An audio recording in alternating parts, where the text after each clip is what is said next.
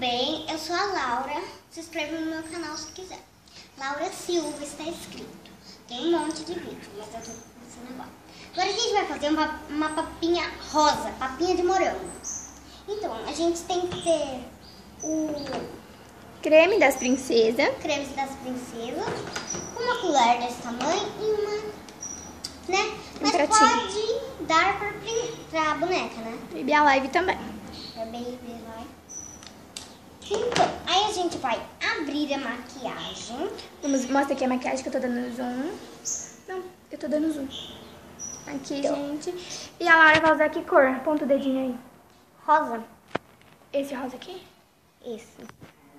Esse do cantinho aqui, tá? Esse daqui. Então, agora eu vou deixar aberto, tá? Tem... Laura, vou ter que... Assim, ó. Você coloca aqui, eu vou fazer rapidinho, tá bom? Coloca um pouco. Agora pega essa parte aqui. Tá.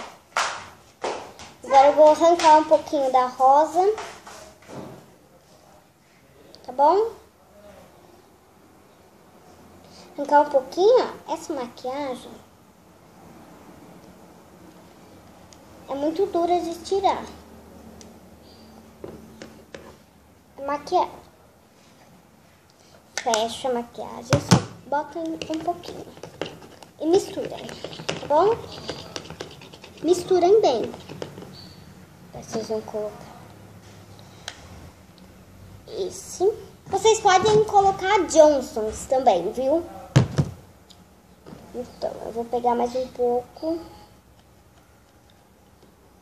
Vou espalhar.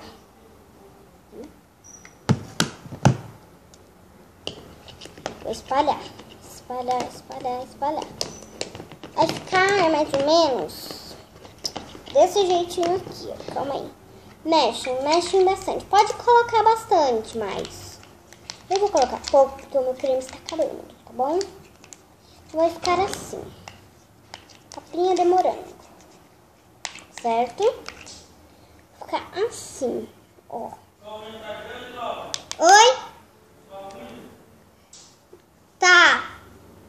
Vai ficar assim. Assim, ó. Cremosíssimo. Assim, tá? Mexe, né? Oi? Se minha mãe vai vir?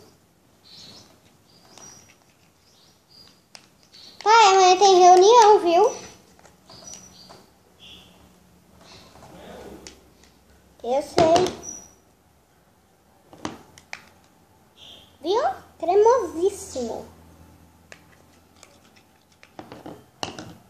Então, essa é a nossa dica de hoje. Pode ficar assim. Deixa eu só juntar pra vocês. Tá bom? É que caiu o tablet. Sim. Vocês viram. Podem colocar bastante também, viu? Essa é a nossa dica de hoje. Papinha de morango.